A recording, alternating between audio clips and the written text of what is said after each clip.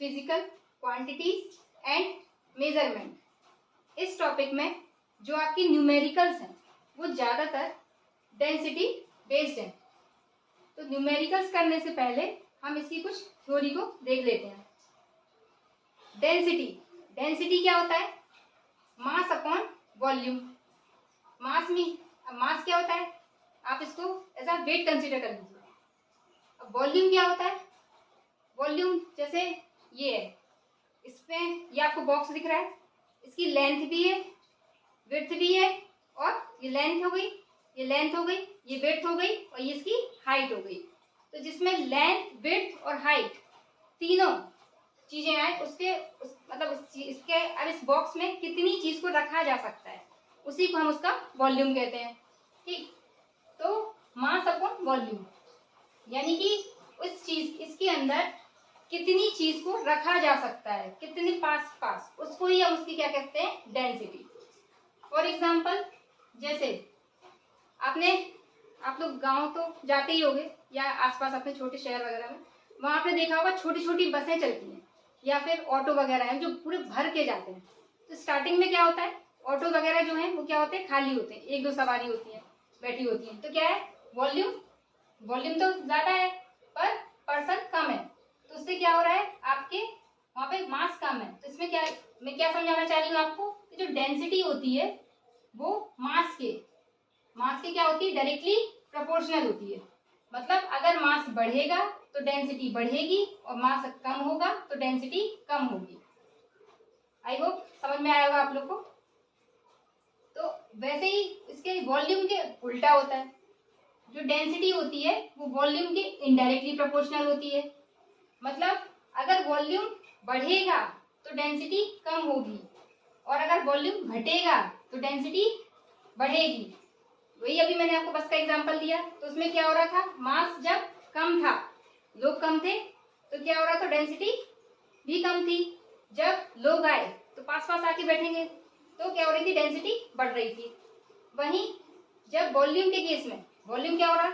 अब जैसे उन्हीं लोगों को जब बहुत सारे लोग आके बैठ गए, जब पूरा ऑटो भर गया या बस भर गई, तो क्या हुआ कि जो वॉल्यूम था, वॉल्यूम तो उतना ही है, लोग तो उतना ही है, और वॉल्यूम अब क्या हुआ कि उनको मान लो हमने किसी बड़ी बस में शिफ्ट कर दिया, तो क्या हुआ?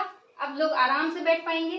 तो क्या वॉल्यूम बढ़ गया, वॉल्यूम बढ़ा तो डेंसिटी कम हो गई, और उससे पहले क्या था? वॉल्यूम कम था तो डेंसिटी ज्यादा थी। समझ गए? आए समझ में? ठीक है। तो अभी मैंने आपको समझाया डेंसिटी इक्वल टू क्या होता है? मास अपॉन वॉल्यूम, जिसमें मास क्या होता है, वॉल्यूम क्या होता है। अब हम उसकी यूनिट देखेंगे। मास को मेजर करते हैं किलोग्राम में, और वॉल्यूम को, क्योंकि वॉल्यूम क्या होता है? Length into width into height.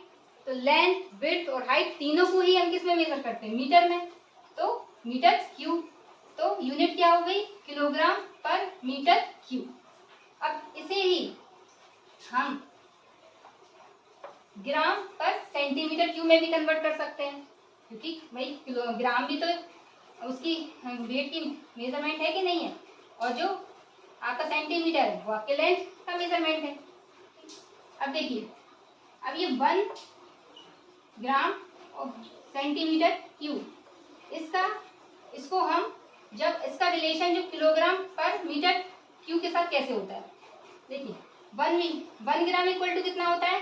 1/1000 kilogram. Upon में 1 सेंटीमीटर में को अगर हम मीटर में कन्वर्ट करें तो क्या करेंगे? 100 का डिवाइड करेंगे। अब यहाँ पे 3 सेंटीमीटर है, तो यानी कि हमें 3 बार 100 से डिवाइड करना होगा। तो हमने क्या किया? इसको 3 टाइम्स 100 से डिवाइड कर दिया, और जो सेंटीमीटर थे वो मीटर में कन्वर्ट हो गए। यहाँ पे 3 थे तो यहाँ पर भी 3 होंगे। अब देखिए, ये 1 2 3 0 इससे चले गए। अब जो नीचे 3 0 बचे हैं वो कहाँ चले जाएंगे? ऊपर। तो 1 ग्राम अपॉन में सेंटीमीटर क्यूब, ये किसके इक्वल हो गया? ये जो 1 2 3 0 आए वो कहाँ पहुंच गए? ऊपर। तो 1000 kg अपॉन में मीटर क्यूब।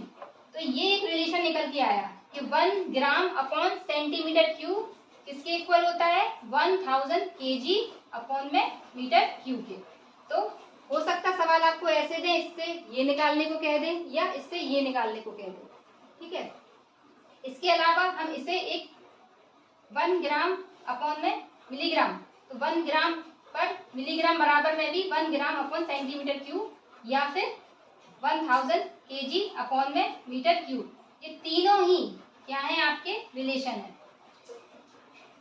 इस तरीके से हम इसकी थोड़ी समझ ली। अब एक इस पे बेस्ड न्यूमेरिकल्स भी कर लेते हैं।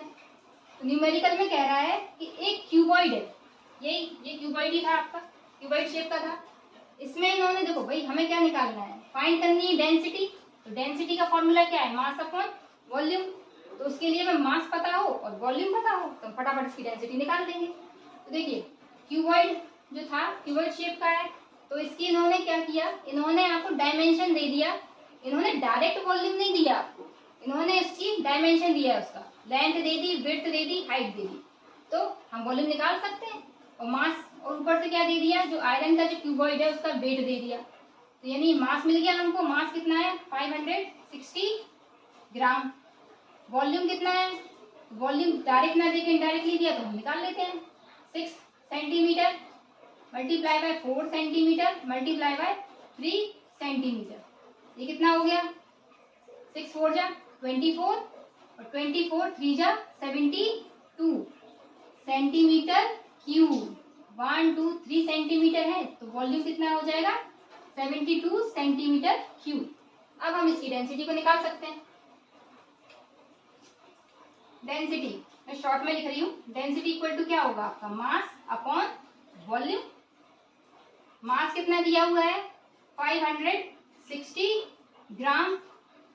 अगर ये ग्राम में है तो ये भी सेंटीमीटर में निकालेंगे, क्योंकि हमारे पास यूनिट क्या है ग्राम पर सेंटीमीटर क्यूब या फिर किलोग्राम पर मीटर क्यूब। तो डेंसिटी इक्वल टू क्या होगा 560 ग्राम और अपॉन में ये हमने निकाल लिया volume 72 centimetre cube, 72 centimetre cube. अब इसको काटते हैं। देखिए ये 8 से जा रहा है, 8 9 जा 72 और 8 7 जा 56 और 0 कितना आया 70 अपॉन में 9 ग्राम पर सेंटीमीटर क्यूब। अब जब आप 9 से 70 को डिवाइड करोगे तो क्या आएगा 9 7 जा 63 पॉइंट, है ना, यही होगा ना। फिर आपका कितना बचा 7, फिर 70 फिर 0 लगाए, फिर आपका आ जाएगा क्या आ जाएगा फिर 70 बन जाएगा। तो 9 से फिर 7 देंगे तो फिर 7 टाइम जाएगा 73, सॉरी 63। फिर क्या होगा 63, फिर पॉइंट लगाएंगे तो ऐसे 77 आपका आता जाएगा। और क्या ग्राम पर सेंटीमीटर क्यूब। इसको हम डायरेक्टली क्या लिख सकते, राउंड फिगर में क्या लिख सकते हैं, एक पॉइंट के 2 डिजिट तक ले लेते हैं। तो 7 पॉइंट इसको 8 कर दें, क्योंकि जब इससे ये 5 से बड़ा होता है इसके बगल वाला तो इसमें हम 1 ऐड कर देते हैं। तो 7.78 ग्राम पर सेंटीमीटर क्यूब। ये क्या निकली आयरन क्यूबॉइड की डेंसिटी।